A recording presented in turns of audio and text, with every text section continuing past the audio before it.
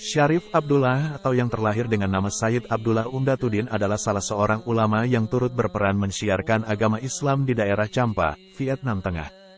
Ayah beliau yang bernama Ali Nurul Alam juga tidak kalah terkenalnya.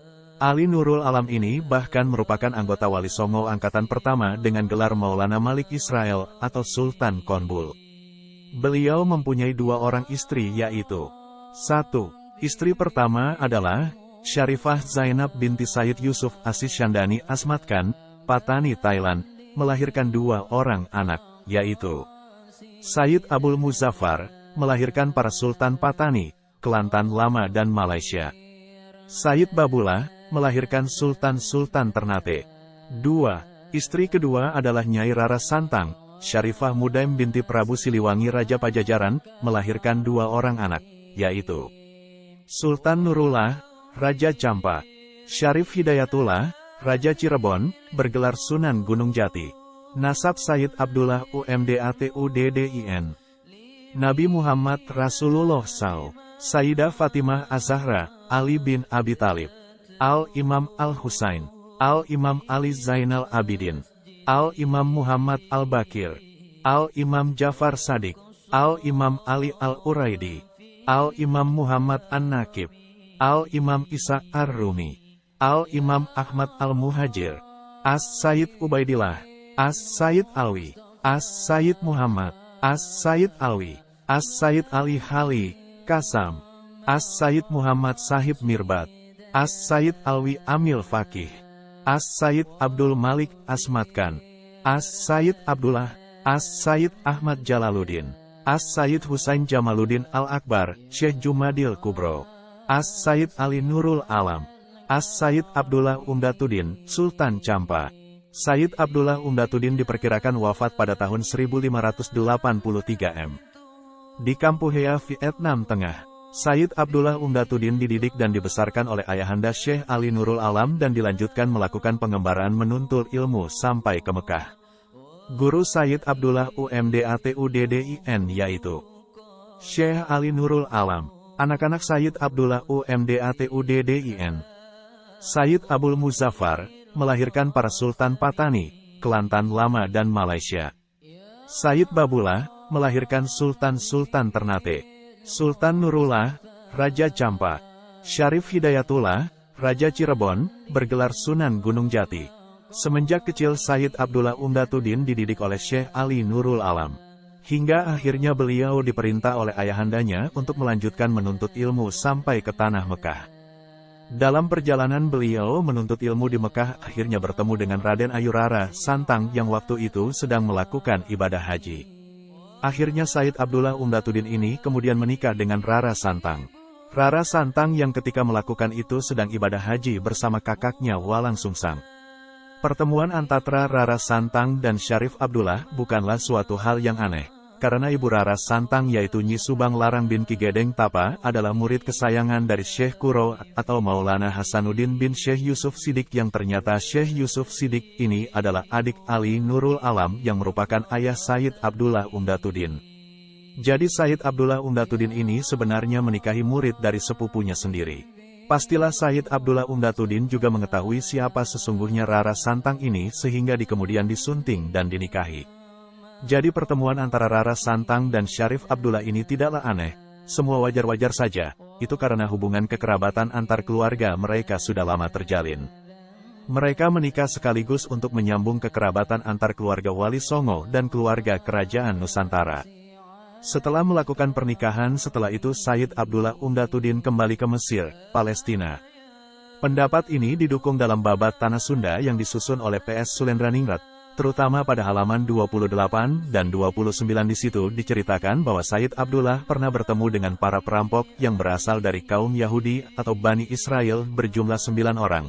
Namun dalam perampokan itu perampok takluk di tangan Sayyid Abdullah Umdatuddin sehingga akhirnya mereka berguru dan belajar kepada Sayyid Abdullah sampai kembali ke Mesir. Sehingga di kemudian hari nama Sayyid Abdullah Umdatuddin sering disebut sebagai Maulana Israel atau Maulana Hud. Tidak heran jika di kemudian hari dalam cerita tersebut ada pengikut atau orang kepercayaan Sayyid Abdullah Umdatuddin atau Syarif Abdullah bernama dengan ciri Yahudi. Setelah dari Mesir beliau kemudian kembali untuk berdakwah mengikuti jejak para leluhurnya dan juga keluarga besar Wali Songo menuju Asia Tenggara. Secara geografis memang medan dakwah keluarga besar Wali Songo lebih banyak di Asia Tenggara dibandingkan di Mesir. Beliau menggantikan posisi ayahandanya yang menjadi penguasa dan ulama di Champa, bahkan malah tercatat dengan lengkap dan detail, bahkan keturunan beliau banyak yang jadi sultan seperti Sunan Gunung Jati. Bisa dikatakan bahwa saat beliau di Mesir itu adalah merupakan magang beliau sebelum masuk ke Champa. Yang dijelaskan di atas ini adalah kronologis secara jabatan, kekuasaan, sosiologi, ideologi, geografi, silsilah, dan nama yang kebanyakan hasilnya tidak mengindikasikan adanya korelasi yang kuat. Kronologis lain yang juga tidak kalah pentingnya seperti kronologis pernikahan juga menjadi tanda tanya. Secara ilmu pernikahan hal ini patut dipertanyakan, karena pada kenyataan Sayyid Abdullah ini tidak ada istrinya yang berasal dari Mesir. Istri beliau lebih banyak berada di kawasan Asia Tenggara. Anak-anak beliau pun semua rata-rata berada di Nusantara. Hubungan beliau dengan raja-raja di Nusantara pun terjalin dengan baik seperti dengan Majapahit. Tanpa mengurangi rasa hormat saya pada sejarah yang ada pada Kesultanan Cirebon dan Banten, teori Syarif Abdullah yang berasal asli dari Mesir mungkin bisa kita tambahi dan direvisi keterangannya dengan penambahan data dan fakta yang terbaru. Toh saya juga yakin ketika munculnya nama-nama seperti Sultan Mesir atau Maulana Israel itu pasti ada latar belakangnya. Tidak mungkin orang-orang menisbatkan sesuatu tanpa ada sebab atau latar belakangnya, termasuk julukan Sultan Mesir itu. Hanya ketidaktahuan kita saja akan latar belakang munculnya gelar itu, sehingga banyak orang sering salah duga akan sejarah munculnya gelar itu. Sehingga karena ketidaktahuan masyarakat, akhirnya yang muncul lebih banyak sisi legenda dan mitosnya saja ketimbang sisi sejarah yang sebenarnya banyak yang faktual. Kecintaan masyarakat kepada tokoh kadang memang berlebihan dengan adanya cerita-cerita yang tidak sesuai dengan logika sejarah. Tapi menyalahkan masyarakat juga tidak bijak. Yang ada mungkin, mari kita perbaiki secara bertahap tentang adanya sumber sejarah yang sering disalahpahami secara berlebihan. Dan saya pikir ini bisa dilakukan oleh para intelektual dari keturunan Wali Songo. Secara kronologis sejarah hal ini bolehlah kita pandang secara positif. Adanya nama Sultan Mesir atau Maulana Israel atau Sultan Hud yang dinisbatkan kepada Sayyid Abdullah membuktikan jika peta penyebaran keluarga besar Ahlul Bait khususnya klan Asmatkan itu telah merambah ke berbagai belahan dunia. Dalam berdakwah boleh jadi jasa mereka telah tertanam di sebagian masyarakat yang mereka temui dan dakwahi. Sehingga sebagai bentuk cinta masyarakat yang didakwahi, banyak nama-nama Wali Songo yang dinisbatkan di belakang nama mereka dengan nama daerah-daerah pada masyarakat tersebut. Dan hal itu bisa kita lihat belakang nama mereka atau juga sejarah hidup mereka. Wali Songo periode pertama sampai periode berikutnya banyak di belakang namanya dinisbatkan pada negara-negara tertentu, sehingga banyak orang menyangka jika asal-usul asli para Wali Songo itu berasal dari negara-negara yang dinisbatkan tersebut. Dan memang hal ini bukan merupakan hal yang aneh jika nama-nama keluarga besar Wali Songo seolah-olah identik dengan negara tersebut, dan menurut saya itu logis dan tidak masalah. Karena leluhur Alawiyin dari mulai masa Nabi Adam, Nabi Ibrahim, Nabi Muhammad SAW, Sayyidina Ali, Sayyidina Hussein, Sayyidina Hasan, Sayyidina Ali Zainal Abidin, Imam Ahmad Al-Muhajir, Sayyid Abdul Malik Asmatkan, Sayyid Hussein Jamaluddin Jumadil Kubro S.D. Wali Songo semua hidupnya banyak yang berpindah-pindah dari satu negara ke negara yang lain, semua dalam rangka dakwah Islamiyah. Siapa bilang aslinya Imam Ahmad Al-Muhajir itu dari Yaman Hadramaut? Aslinya beliau kan justru berasal dari kota Basrah pada provinsi Irak. Siapa bilang Sayyid Abdul Malik Asmatkan asli India? Lawong beliau lahir di Hadramaut Yaman serta besar di sana. Siapa bilang Sayyid Hussein Jamaluddin asli Bugis karena dimakamkan di Wajo? Lawong beliau itu lahir dan besar di India. Siapa bilang keturunan Wali Songo itu asli Jawa atau Melayu? Lawong leluhur mereka aja keturunan Arab India, makanya kadang bingung kalau ditanya asal-usul.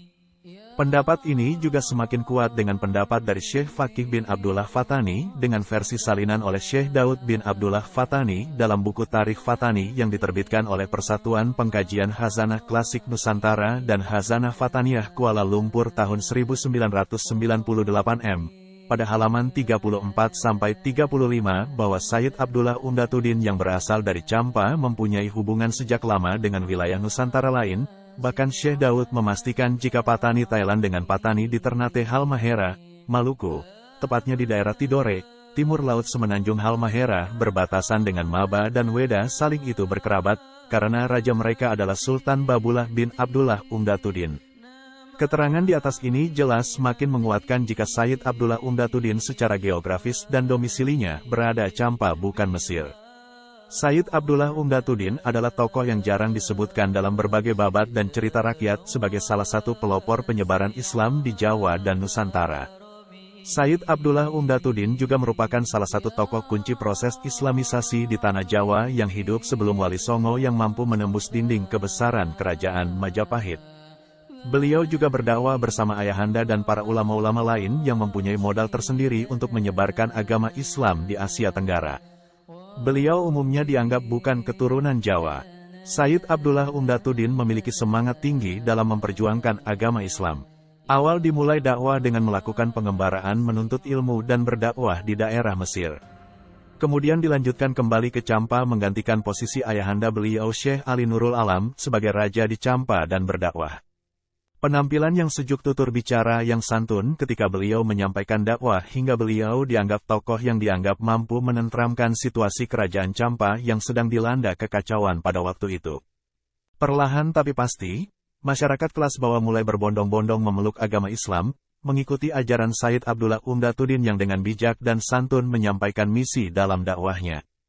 Beliau juga menurunkan keturunan yang menjadi cikal bakal kerajaan-kerajaan di Nusantara.